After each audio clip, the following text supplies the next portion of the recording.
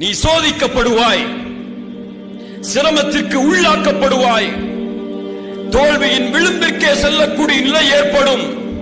உலகமெல்லாம் இருளால் சூழப்படும்.